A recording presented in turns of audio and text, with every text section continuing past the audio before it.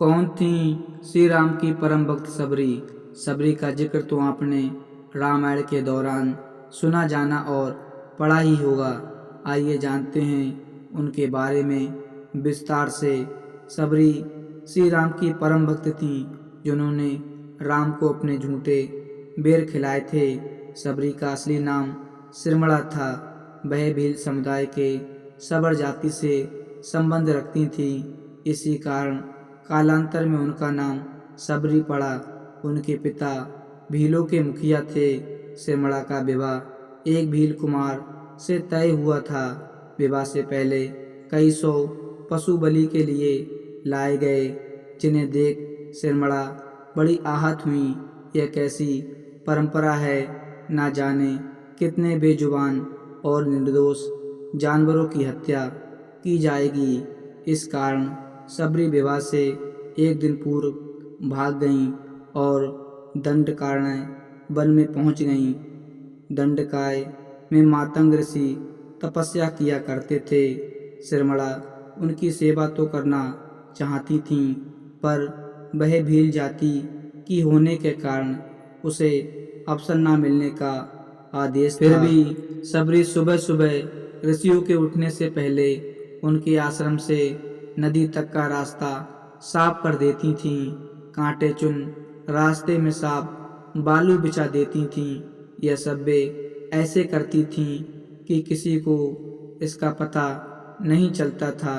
एक दिन ऋषि श्रेष्ठ को सबरी दिख गईं और उनके सेवा से अति प्रसन्न हो गए और उन्होंने सबरी को अपने आश्रम में शरण दे दी। जब मतंग का अंत समय आया तो उन्होंने सबरी से कहा कि वे अपने आश्रम में ही भगवान श्री राम की प्रतीक्षा करें। वे उनसे मिलने जरूर आएंगे। मतंग ऋषि की मौत के बाद सबरी का समय भगवान श्री राम की प्रतीक्षा में बीतने लगा।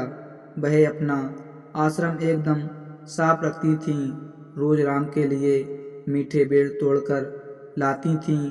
बेर में कीड़े ना हों और वह खट्टा ना हो, इसके लिए वह एक एक बेर चक्कर तोड़ती थीं। ऐसा करते करते कई साल बीत गए।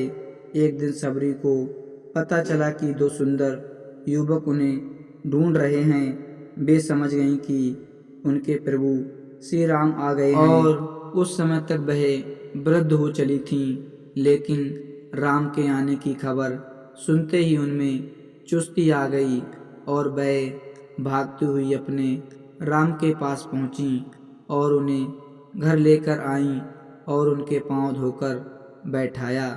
अपने तोड़े हुए मीठे बेर राम को दिए। राम ने बड़े प्रेम से वे बेर खाए और लक्ष्मण को भी खाने को कहा। लक्ष्मण को झूठे बेर खाने में संकोच हो रहा था। राम का मन रखने के लिए उन्होंने बेर तो उठा लिए, लेकिन खाए नहीं। इसका परिणाम यह हुआ कि राम रावण युद्ध में जब शक्ति बाण का प्रयोग किया तो वे मूर्छित हो गए थे। तब इन्हीं बेर की बनी हुई संजीवनी बूटी उनके लिए काम आई थी। तो दोस्तों, यह है माता सबरी की पूर्ण कथा। अगर कथा अच्छी लगी हो तो चैनल को सब्सक्राइब कर दें। मिलते हैं एक नई वीडियो में, तब तक के लिए जय हिंद, धन्यवाद।